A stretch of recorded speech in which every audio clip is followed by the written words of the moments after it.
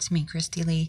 It's Saturday, December 8th. I'm out here today with Eric. He's working a side job. I forgot my tripod, steering wheel tripod thing, so my video may be a little shaky, and I apologize for that.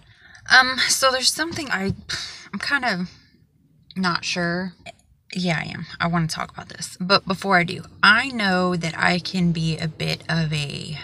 Eric likes to call me a hypochondriac. He says that I always think I'm dying. And I do admit that I do a little too much of Google diagnosing. But there's something that is a little concerning to me. And it may be nothing. It's probably nothing. I'm probably just freaking myself out over nothing. But in the event that it's not nothing. So a few years ago, probably three years ago, I had a really sore throat, and I felt like there was something in my throat that was like stuck, and I was like clearing my throat and hacking and trying to get it out, and it wouldn't come out. So I inspected my throat, and I noticed there was a little round like berry like nodule, like that big, sticking out from right above my tonsil. And I was a little worried back then, but I tend to just push things out of my mind when it comes to my health. The other day I was doing Uber Eats deliveries, and I was in the mirror waiting for a delivery man in the mirror, and I'm like looking at my skin and checking on my teeth. You know how you do sometimes, or that's how I do. And I looked at my throat, and the growth thing is still there. I decided to look up growth in the tonsil or growth in the throat. You know, I'm just looking, Google diagnosing. And everything, literally everything, was popping up tonsil cancer.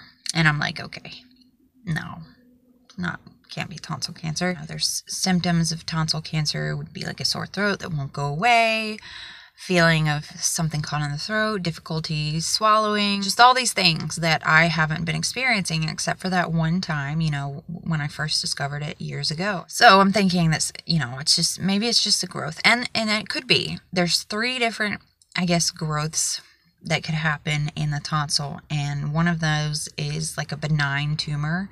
It's just a growth. It's not cancerous. It won't ever lead to cancer. It's just there. Another one is precancerous cells, which is what I had. I had a hysterectomy many years ago because I had precancerous cells, and that's actually what my grandmother on my mother's side died from. I think she had cervical cancer or uterine cancer. I'm not sure. So as soon as they saw that, it was out. It was gone. Bye. Because she died in her 30s, and, you know, that was scary. And then the other is cancer, and that spreads to other parts of the, you know, the body. It could go to the other side of your throat, it could go inside your mouth, your lymph nodes, and it is deadly. So I was looking up photos and trying to see if I could find one that looked exactly like mine, and I did, and it was on a website about tonsil cancer. But I saw a lot more photos of just horrible looking tonsils, and a lot of them had like pus and all kinds of, just like they were huge and blocking the airway, and I'm like, okay, this is not what's going on. And I stopped looking because I'm like, you're just worrying yourself. You would have known by now. It's been 3 years. If it was cancerous, it definitely would have spread. You'd be feeling something. You got to stop looking at the stuff. Well, this morning I had decided to look again because and I took the flashlight on my phone here and I shined it back there because it is difficult to see back there. Noticed on the tonsil that this lump is on, this side where the lump or growth or whatever is on, the tonsil there has a bit of white in it, which could be anything. I could have, you know, your tonsils help fight infection, so I just learned. And I have been sick, so maybe that's what that is. I don't have a sore throat anymore, but I did the last 2 weeks, so it could be that. And I also learned about a thing called tonsil stones, which apparently is like calcified. You know, you can get food stuck back there, debris, and it gets calcified. And then, you know, Also, I remember, and this has happened recently within the last month, but a lot when I was a kid, I would feel something in my throat and I'd like do like that.